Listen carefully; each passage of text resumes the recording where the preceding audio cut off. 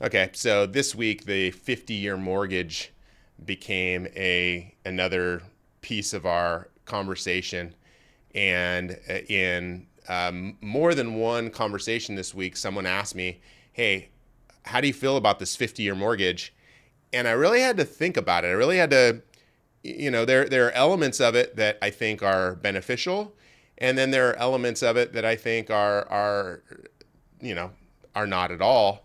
And I think it's something that the conversation that people should have. And hopefully from this video, somebody will have an additional question that can lead them to making a better decision, whether it comes to financing and buying a home in the future, or just deciding to stay in a rental. Because the way that the future looks for a lot of people, renting is going to be an option for longer than a little while. So let's talk about that for a minute.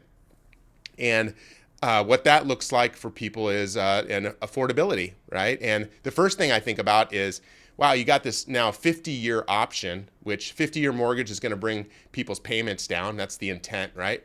It's because house prices are higher than and have risen higher than what people have been able to, and wages have been able to keep up with per inflation. And realistically, it's like, okay, so now you've got another option to acquire a home, to buy a house. And not the worst thing in the world. I mean, buying a house is amazing. I would hope that everyone has an opportunity to buy a house if it fits for them in the future, because I firmly believe in buying real estate as an asset. And I think, this is going to give a lot more people the freedom to do so. However, 50 years is a long time. Now, there's a thought process. I have a good friend who he invests similarly. I am a 30-year mortgage person. I like the flexibility of 30-year mortgages. Now, does that mean I have to keep it for 30 years? No. It means that I have a 30-year mortgage, but to reduce my interest on to the bank that I'm going to be paying over time, I can pay that principal down sooner. So if I have banner years, or I have, I want to get rid of a bunch of cash, I could, if I wanted to, buy the principal down to eat into what principal that interest has to go after that I'm being charged over time. So technically, those 30-year mortgages I could turn into 25 or even 20-year mortgages if that were the case, and I wanted to aggressively pay down the principal on those mortgages. Now, the same thing can be said for people with 50-year mortgages. However, the payments, although looking relatively attractive, 50 years is a very long time.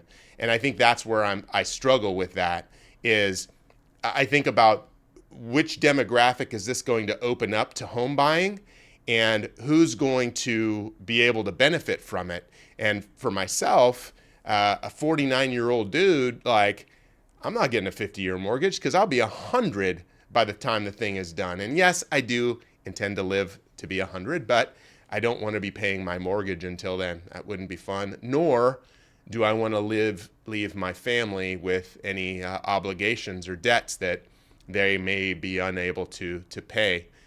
So again, maybe a little more conservative, but I think that's something to think about. Now, when it comes from a investor, a real estate individual and an investor, from an investment side of things, I think that it might open up some doors for investors to start buying more assets. But I also think from a real estate side of things, prices are probably going to continue to rise, knowing that there should open up a new buyer pool that's going to have access to these homes.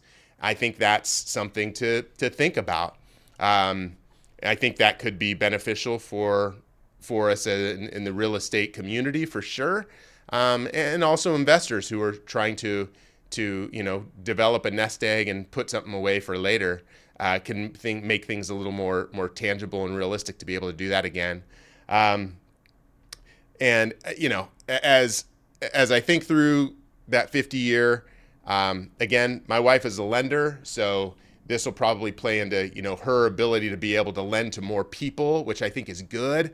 I do think again, I will be very transparent about it, that I do believe that people should have the opportunity to own their own homes. Like that's that's where we live, right? This is why it's a part in my world. It's a part of the American dream. It's the thing that people want to be able to eventually do. And maybe that's dying. Maybe that's going away, whatever.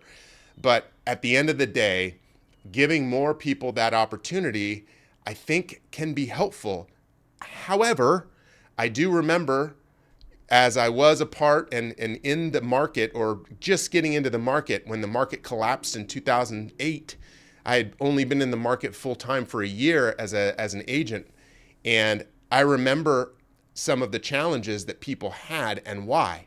And what I remember more so than anything was people were really close on their mortgages, really, really, really close, right? It wasn't so much the mortgage that had them scared. It was that the values dropped so fast that they felt they were going to be paying something off forever, that it was more than they needed to pay, right? Because at the end of the day, why pay for a $250,000 house that's only worth $100,000 now? Why continue to make those payments? And that mindset of potential buyers, I think, could be the challenge with this as well. When people see that 50 years is what you have left to pay on your mortgage and things get tough, what goes first? How much principal do people really have in their properties when it's amortized over 50 years and they've been paying for 10 years? How much equity do they really have in the property? So those are all things that we can get answered next. I appreciate you watching. I hope this is helpful, and I look forward to sharing more information on this topic as it's made available. Thank you.